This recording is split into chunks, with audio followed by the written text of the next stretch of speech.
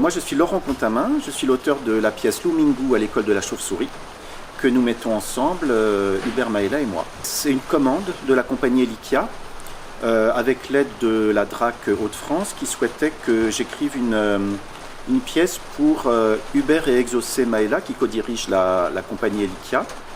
Et donc j'ai imaginé cette histoire aussi à partir d'un conte que m'a montré Hubert Maëla d'une histoire de chauve-souris.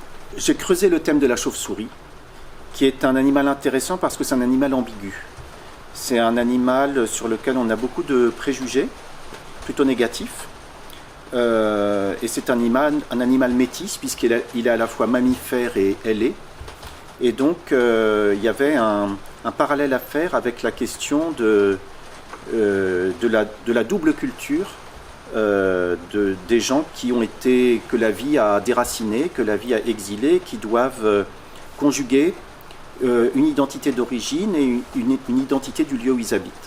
Et donc c'était comment filer la métaphore pour parler de cette double culture par le biais de la chauve-souris et montrer que cette double culture n'était pas un handicap, mais au contraire était une richesse supplémentaire. Donc c'est l'histoire d'un personnage qu'on va suivre sur une vingtaine d'années, qui s'appelle Lumingu. C'est un gardien de musée au départ, et puis il va évoluer.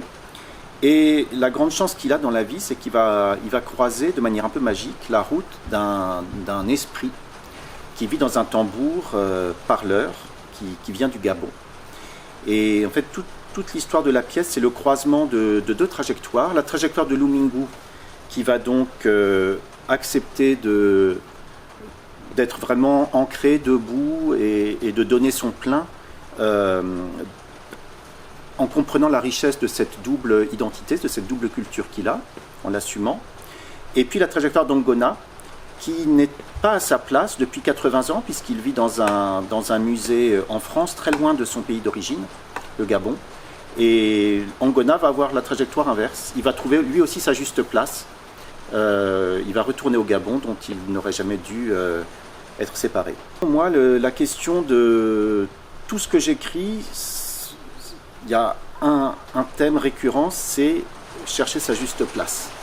C'est la question du déracinement, et c'est vrai que Lumingu, ça m'a beaucoup intéressé parce que j'en parlais à double titre. J'en parlais pour Lumingu et j'en parlais pour Ongona. Alors je savais que ce serait une pièce de théâtre, mais ça me semblait intéressant puisque c'était une pièce sur le métissage, qu'il y ait aussi du métissage dans les langages scéniques utilisés. Et puis je savais, pour connaître Hubert depuis longtemps, qu'on pouvait vraiment aller sur le théâtre d'objets, la marionnette, le théâtre d'ombre. Et puis en plus d'être un bon comédien, Exaucé Maëla est aussi percussionniste. Et donc je voulais aussi métisser, qu'il y ait aussi des vraies partitions rythmiques dans la pièce. Et donc évidemment, l'écriture, j'y pensais en écrivant pour laisser des espaces d'expression effectivement marionnettique, objets et percussions. Ouais.